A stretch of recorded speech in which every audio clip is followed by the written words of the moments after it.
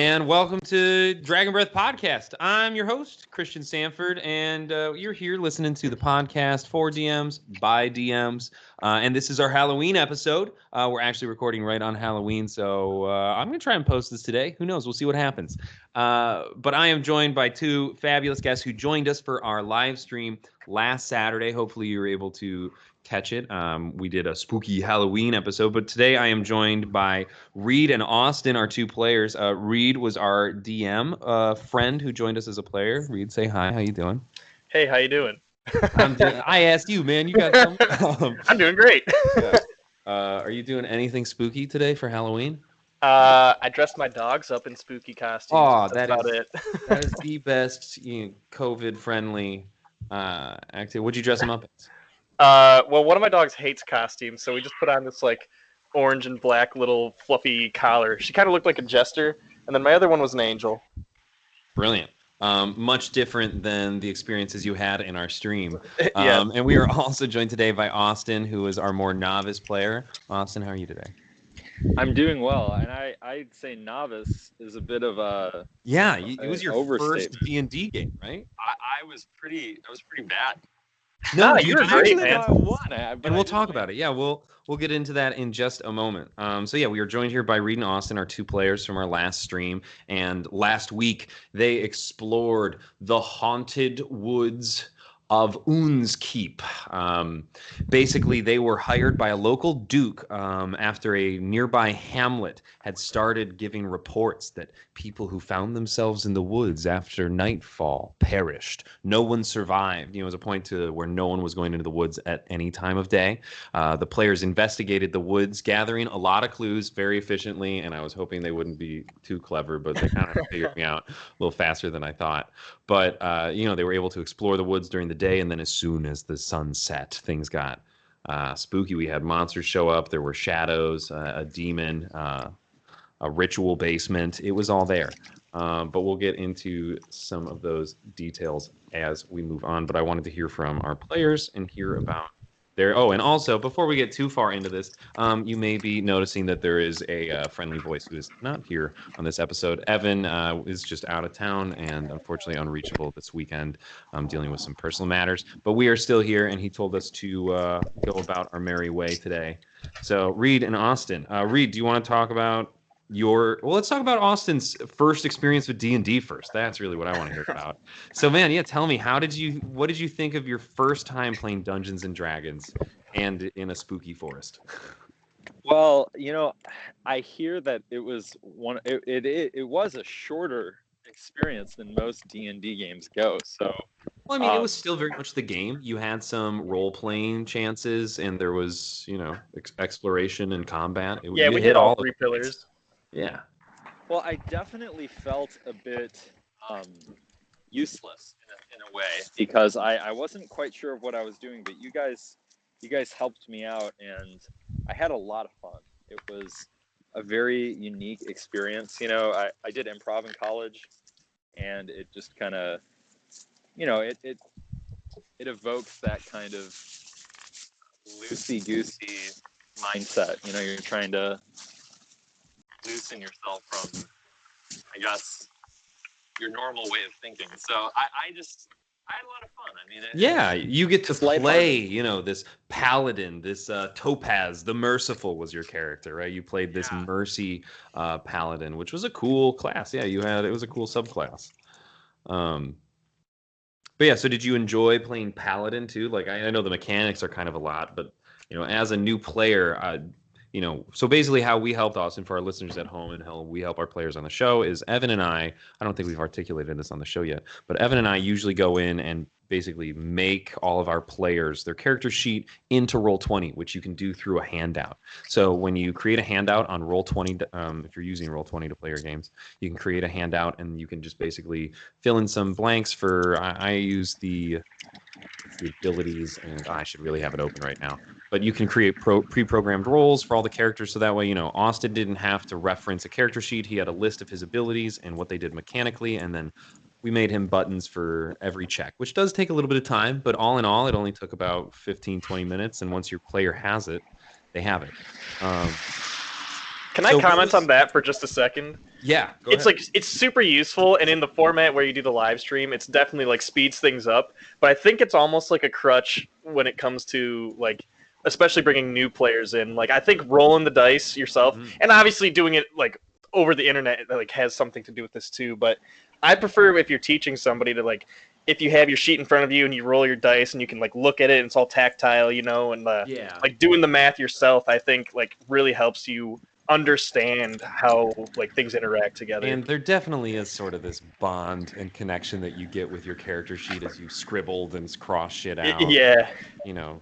Yeah, I'll say that's the virtual experience was a bit confounding, and there was kind of a barrier between me and really both engaging with my character in a practical sense, so like understanding what I was doing and how I was doing it, and then on top of that, engaging with the group virtually, kind of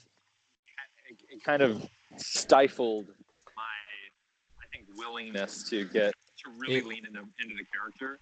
It definitely is a lot easier to engage with people and to pull other people in when you can make that eye contact with them. Yeah, it's a lot harder when you're like sort of just like kicking your feet up and down on the bed, just kind of listening and having a good time. There's so much, I think, of a physical element to D&D that a lot of people don't really think about. Like, when I'm Ding online, like, in person, I do, like, hand motions, and I get up out of my seat and do these different things, and, like, it's a lot harder, like, you know, people always say that it's hard to get, like, tone over text, right? But I think even just without the body language, DMing online and playing online, it's hard to get, like, some of your, like, intensity or something across that way. Now, a little D&D history for you. There was actually a period of time where DMs were, you know, I can't remember which, but it was probably like, you know, first edition sort of stuff, but like they would be entirely covered. But there's some people played D&D where the DM wasn't even visible. Like the DM screen covered their whole face. So it really was this disembodied voice of the world, you know, to help your immersion.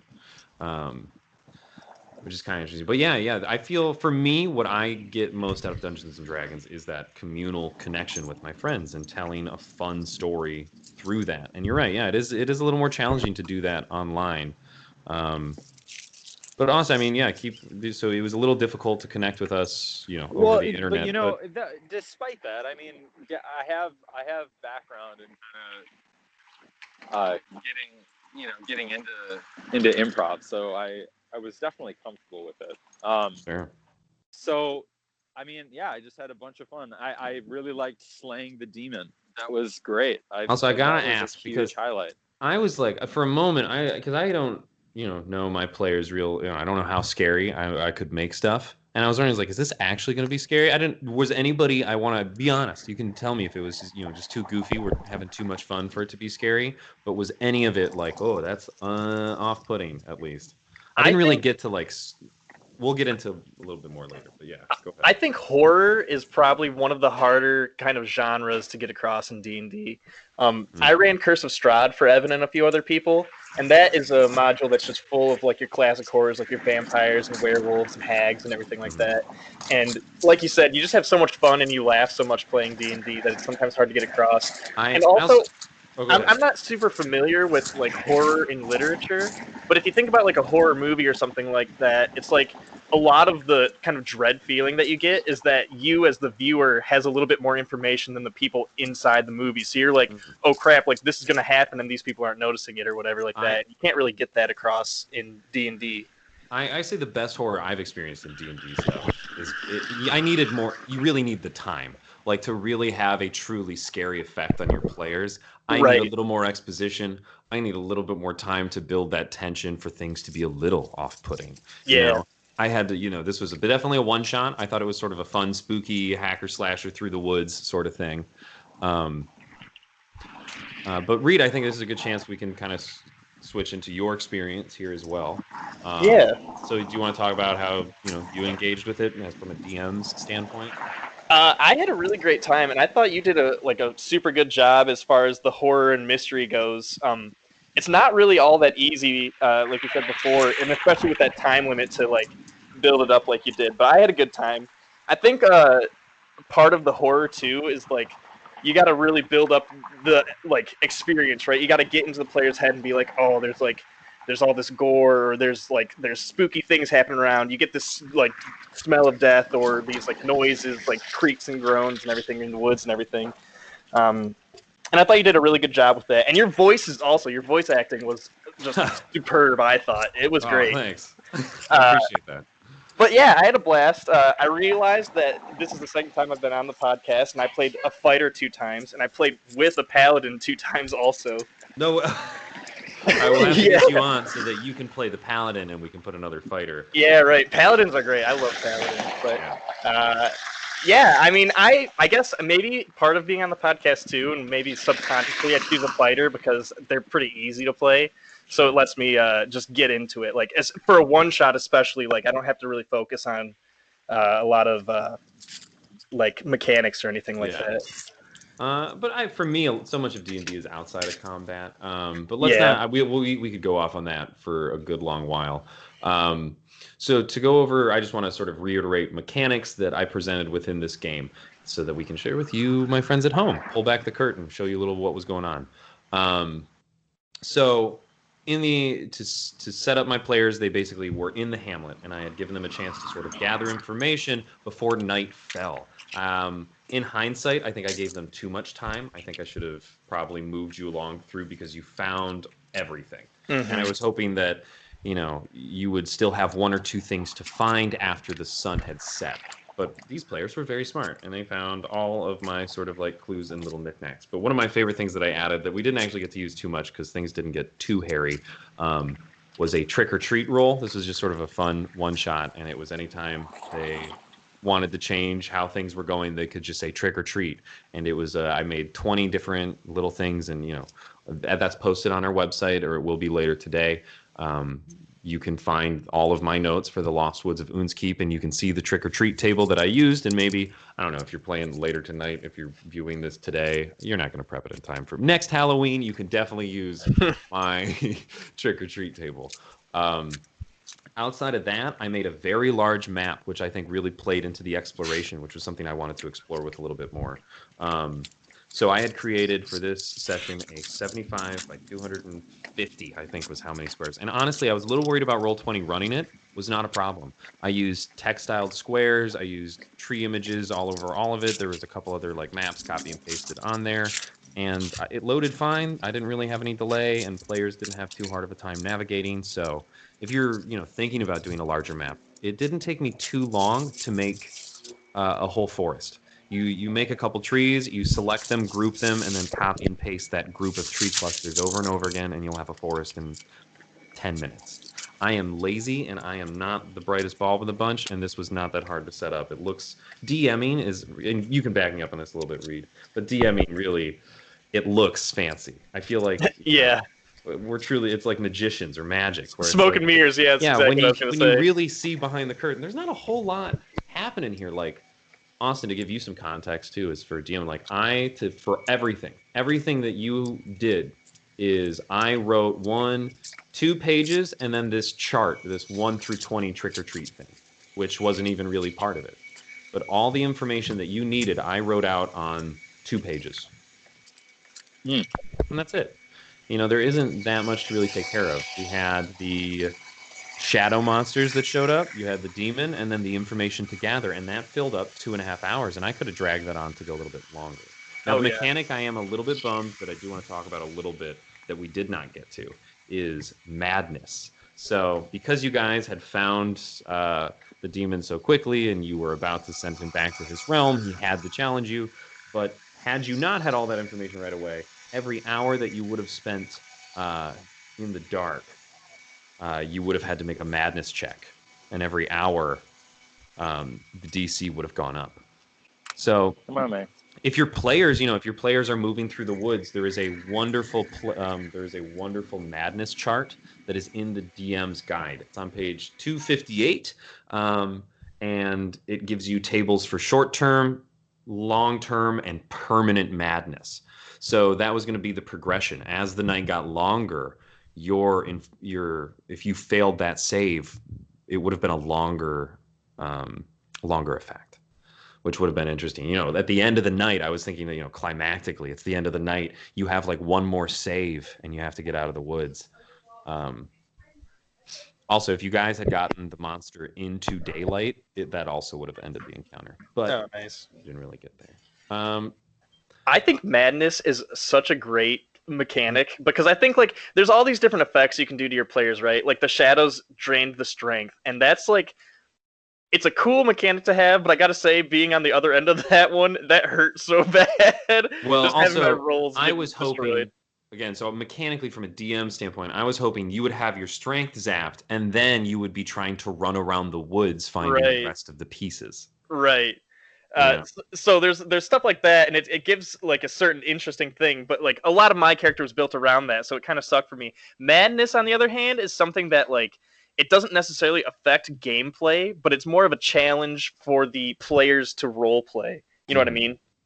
It's like it's not going to necessarily affect your roles, but it's just like, oh well, now you got to like do this, and it's kind of up to the players more than the DM, as far as like how they're gonna have that come into play.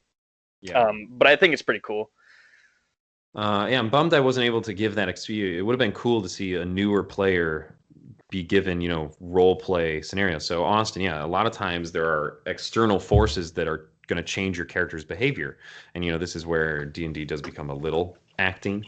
Um, and I think that's super fun with a party that you've been playing with longer. If you're trying to get your players to, I use this every once in a while to get players who have a harder time role playing their characters to sort of step outside of that because it forces them to think in a gameplay mode of their character's psyche. If you give them a mechanic like, oh, you have to attack someone else, you have to make this sort of choice, or, you suddenly have a compulsion to say or do something, can be a great way to, get your players to step outside. Yeah, and to engage a little bit more and step outside of a comfort, not necessarily a comfort level, but hopefully explore their character and the story a little more interesting. But Austin, I want to get back to your experience a little bit too. Was there any mechanic or was there any aspect of the game that you found the most difficult? Because on the show, we want to find ways to make those things better and easier. Well, I suspect that with more time spent playing, I might get used to the obviously my character's spells and my capabilities, and then on top of that, the calculations involved in dice rolls and that kind of thing. Sure. So I think that there's a lot of front-loaded kind of practice involved there. So that would have obviously, I think, made and better. most players get that sort of tutorial lesson in what's called a session 0, which is where usually the whole party will meet and then make their characters. I, as a DM, this is sort of advice to newer DMs and newer parties. During your session 0, prepare just like a blank battle map with 5 kobolds on it or something, just to give your players a chance to use their players or their characters in combat before they have to do it in the stakes of your world. Right. Give them like a little tutorial, basically. Especially if you've new players, just let them explore that. So yeah, Austin, if you want to look for like a longer campaign, that's something that you would get, and definitely gets easier pretty quickly. Jumping in at level 5 too just adds that extra layer of complexity because you're not starting off with like 3 things you can do. You're starting off with like 20 things you can do. And Paladin especially, because they have the spells, and I think they have like a lot of just core mechanics to the class. Well, yeah. Also, their like order of operations is probably the most important of any class. Like the order in which you do your abilities kind of matters. Right. A lot more with that. So most classes, fighters are like, I take a hit, or spellcasters are like, I cast the spell. But you have to think, well, I smite first, I cast smite, then I swing, and then I divine smite. There's a little to it. Yeah, that was, and that sort of, I think, compounded into the hilarity of the end of it, because you had no idea what I had no idea what I was doing. You advised me to follow a specific sequence to execute the critical, and then for those of you who didn't see for those of you who weren't watching the stream, Austen, so the beast had cornered them. Basically, they had found all of my clues very quickly, and they ended up at this abandoned cabin in the woods where they had found bodies strewn about. The first floor, and they went downstairs into the basement of this small cabin where they found ritualistic markings on the ground. And they had pieced together after, they read a puzzle clue, and already had the pieces to the puzzles when they read the clue, which was kind of frustrating as a DM.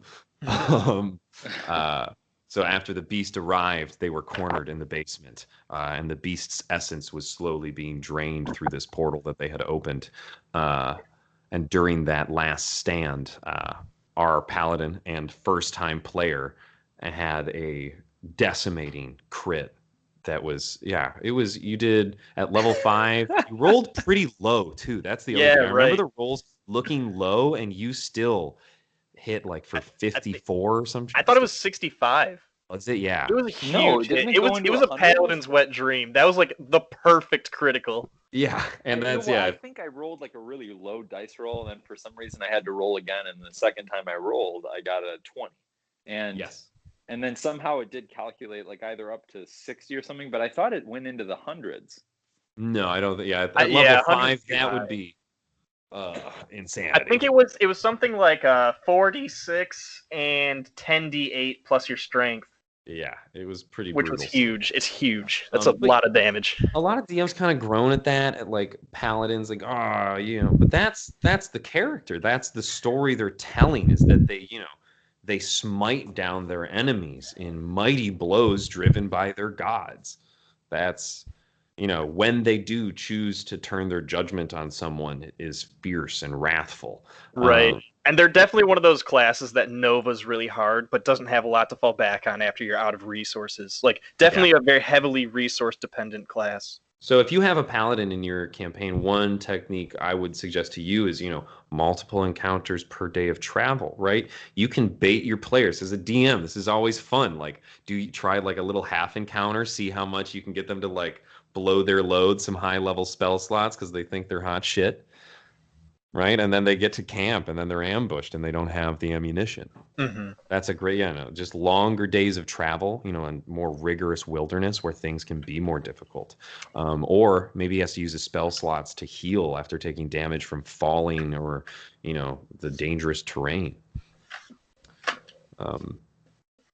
Fantastic. Yeah, so to pull the curtain back a little bit more, I just want to make sure if there's anything else. Yeah, I used the madness mechanic, which is on the DM's guide. Use the shadows, which are really cool, sort of lower CR creature. To talk about those a little more mechanically, the shadows only have like 16 hit points, but they are resistant to most damage, and their attacks, if they hit, there's no save. If they hit you, Deadly. Yeah, you lower their strength, and if your strength goes to 0, the character dies, and that strength is not restored until a short or long rest. And I'm pretty sure if it kills you that way, you also rise as a shadow. Oh, cool. Yeah. That's something too, like sometimes with creatures like that, it's almost worth putting in like an NPC that just is like there specifically to die, so you can see that mechanic come into play. Yeah, and you can have the players, that moral dilemma of having to slay the spirit of the NPC you are traveling with, getting your players to care about the world. NPCs are murderable NPCs. DMs should be in everybody's back pocket. Kill your NPCs. It's okay. You can make more, They're going to love the next one you put in there too. But, making the world more dangerous puts higher stakes in the world. Cool. So I've pulled back the curtain a little bit. I want to talk about, other spooky stuff. Austen, we'll start with, since you probably won't have quite as long of a D&D story, this being your first. What sort of stuff scares you the most? Like, as a person, like, what would freak you out to see, what sort of stuff, rocks you to your human core, really makes you spooky? You don't have to get too vulnerable here. It is just a D&D podcast, but... Well, like you said, I think that... in terms of like spooks in a game, I think I would be more compelled by, like you had mentioned, a longer and more richly exposed. I think you'd have a blast doing a longer setting, term, yeah. A more like a richly composed setting, and then character-wise, I don't know. I'm thinking of like psychological thrilling type of exploits and that kind of thing. I mean, it's difficult to say how the gameplay would limit that kind So of you thing. like the slow descent into madness. Yeah, I think you would really. I would seriously, Austin. You should look for like a longer standing D&D group. I think you would really enjoy it. Yeah, You know, Out of the Abyss or Curse of Strahd would be great games to play if you're gonna go, but with a module. I think those are two really great, like horror-y kind of madness-driven campaigns. I would love. I haven't myself been able to play through many of the modules. I ran Tomb of Annihilation for a while. I'm running that right now. I'm loving it. Oh, I so mostly run the good, modules. zombies. They're all really good. Yo, Reed, you want to talk about that after we finish recording? Yeah, sure. Okay, cool.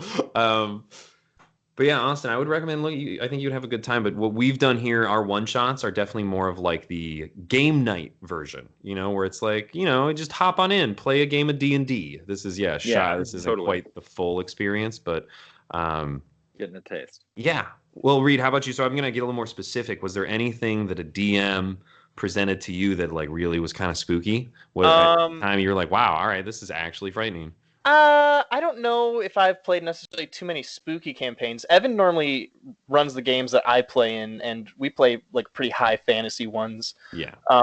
Personally, as a DM, Oh no, Reed, we have lost Reed. Austin, are you still here? I'm still here. Buddy system. Hello. Yes, Reed. I was playing around with my mouse and I hit a button and it backed me out. That was pretty spooky. That was a good Halloween. Reed disappeared. Very good, man. You're a good guest. You know what? I think you earned your third spot on the show. I didn't even mean to do that. That's perfect.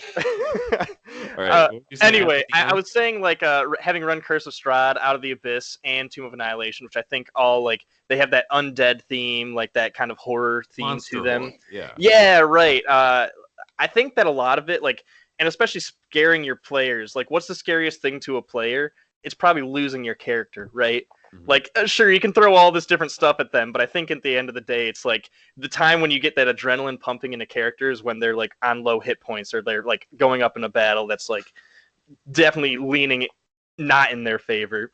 Mm-hmm. So, for example, playing Curse of Strahd, there's lots of vampires in that one, and vampires, they can turn invisible. They have all these different things that they can do. And for a party that's not super high level, it's like, oh boy, this is going to be a real fight for us. And if we lose, like, your character's done for. And is what is like, no, you have to like him. Right, exactly. Magically like him.